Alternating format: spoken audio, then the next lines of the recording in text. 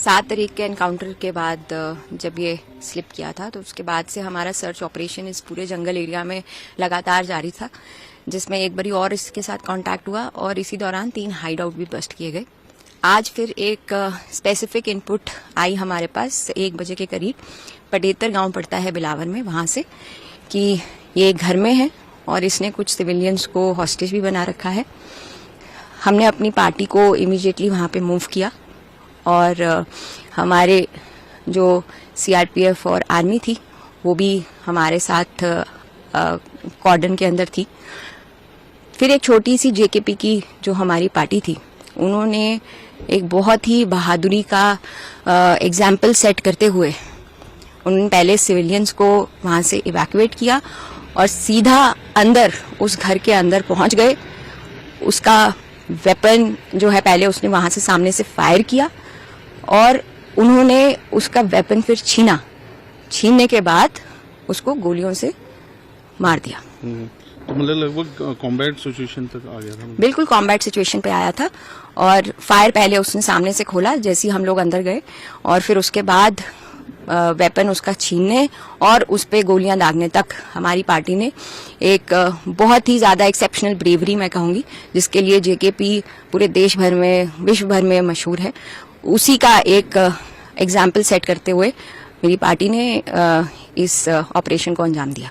तो काफी लंबा 7 तारीख आप कह रहे हैं शुरू हुआ, मतलब उस टाइम भी एनकाउंटर हुआ था, तो कुछ दिन पहले भी बहुत बड़ा सर्च ऑपरेशन चला इतने दिनों। जी बिल्कुल, काफी बड़ा सर्च ऑपरेशन चला जिसमें हमारी सारी एसओजी की पार्टीज, हमारे सीआरपीएफ और आर्मी के जवान हमारे साथ उस सर्च ऑपरेशन कॉम्बिंग ऑपरेशन में हम लोग कंधे से कंधा मिला के चल रहे थे और उसी का नतीजा है कि हमारे जितने भी सिविलियंस यहाँ पे वो हमारे साथ हमको खबर दे रहे थे और आज भी एक इतनी स्पेसिफिक खबर आई और ये ऑपरेशन सक्सेसफुल हो पाया। मैम अभी क्या डिटेल्स है, कौन है या? ये एक बहुत ही ड्रेडेड आतंकी जो कि 2024 से इस एरिया में एक्टिव रहा है। इसका कमांडर लेवल का ये टेररिस्ट है, he goes by the name Usman और इसने अभी तक 6 आतंकी वारदातों को अंजाम दिया है 2024 से, जिसमें सिविलियन की डेथ्स और हमारे फोर्सेस के जवान भी शहीद हुए हैं। कौन सी ऑर्गेनाइजेशन है? ये जैश ए मोहम्मद का आतंकी है। तो मतलब ये पाकिस्तान से इन्फिल्ट्रेट? बिल्कुल पाकिस्तानी फॉरेन टेररिस्ट है। ये जैश ए मोहम्मद आतंकी संगठन के साथ के ताल्लुक रखता है and he goes by the name Usman. Ma'am इतना दिन जिस तरह लगे तो कि कहाँ ये जंगल क्योंकि बहुत घना है तो कितना एक मुशक्कत लगी, भाग ये लगभग ऑन द रन था। देखिए तो जैसा कि आप पीछे देख ही सकते हैं कि यहाँ पे घना जंगल और बहुत सारे अंडर ग्रोथ यहाँ पे पेड़ों की बहुत ज्यादा है।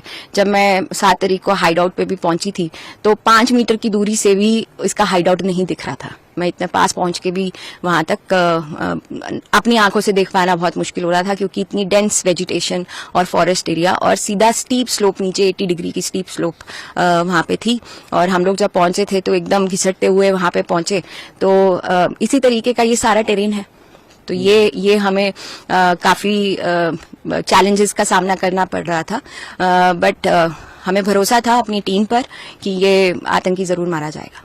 हाइड आउट्स के बारे में आपने बताया, हाइड आउट से क्या क्या मिला और कितने हाइड आउट थे और क्या इसकी मोडस ऑपरेंडी थी? ऐसे हाइड आउट्स में छुप के रहता था जंगलों में? जी बिल्कुल, हाइड आउट्स ये बनाता था और उसी में छुप के रहता था। इसका मतलब मोडस ऑपरेंडी ये रहता था कि कोई ऐसा एरिया ढूंढे जिसमें आसपास कोई घर ना हो और डेंस वेजिटेशन और फॉरेस्ट एरिया हो और इसकी नजर नाले पे रहे और हम लोगों के लिए नीचे से ऊपर चढ़ना या इसको सामना करना नीचे से ऊपर चढ़ के उसके अंदर ये अगर हम करने की कोशिश करें तो ये अपनी फिराक में रहता था कि अगर ऐसा कुछ हो तो ये हमें कैजुअल्टी दे, पर हमने ऐसा किया नहीं। पिछली बारी के ऑपरेशन में भी हम लोग रोल डाउन होके नीचे पहुंचे थे, बट वो अगेन बहुत ज्यादा घना जंगल, डेंस अंडरग्रोथ एंड नीचे बिल्कुल स्टीप स्लोप थी, जिसकी वजह से ये रात के अंधेरे में भाग खड़ा हुआ था।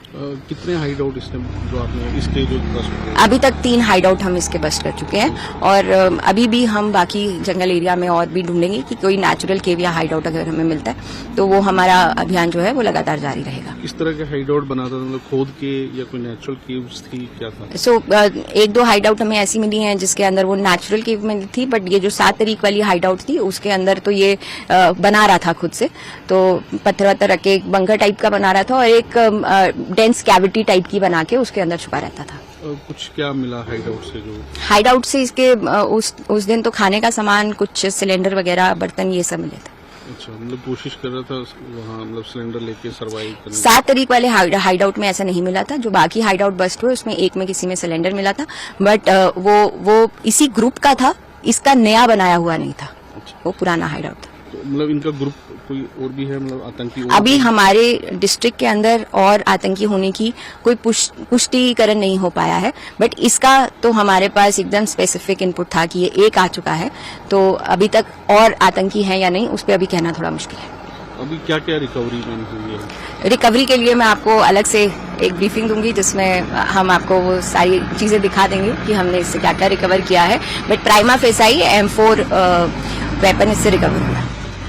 M4 अभी तक मिल चुका है? M4 वेपन मिल चुका है इससे, हाँ जी। और कोई मतलब ग्रेनेड्स या और कुछ? हाँ जी, वो भी है। मैं वो आपको जैसे ही हमारे पास, क्योंकि वो जहाँ पे ये ऑपरेशन हुआ है वहां से यहाँ तक पहुंचने का रास्ता 4 घंटे पैदल का है, जिसमें आज पूरे दिन बारिश और बर्फबारी होती रही है, तो उनको थोड़ा सा आने में, यहाँ तक पहुंचने में थोड़ी टाइम लग रहा है, तो जैसे ही वो आएंगे तो हम आपको उस पर ब्रीफ करेंगे। तो इतना मुश्किल, क्योंकि मौसम भी खराब था, उसके बावजूद भी कितनी दलेरी से इसको जो है न्यूट्रलाइज किया गया। जी बिल्कुल, आज जेकेपी ने अपनी जाबाज, जिस तरीके से वो अपनी जाबाजी के लिए जाने जाते हैं, उसी की एक मिसाल कायम करी है। तो लगता है कि बहुत बड़ी कामयाबी एक यहाँ से कठुआ से काफी ड्रेडेड टेररिस्ट का सफाया हुआ है। ये जी बिल्कुल, आज एक कमांडर लेवल के टेररिस्ट का, फॉरेन टेररिस्ट का सफाया किया गया है। Thank you.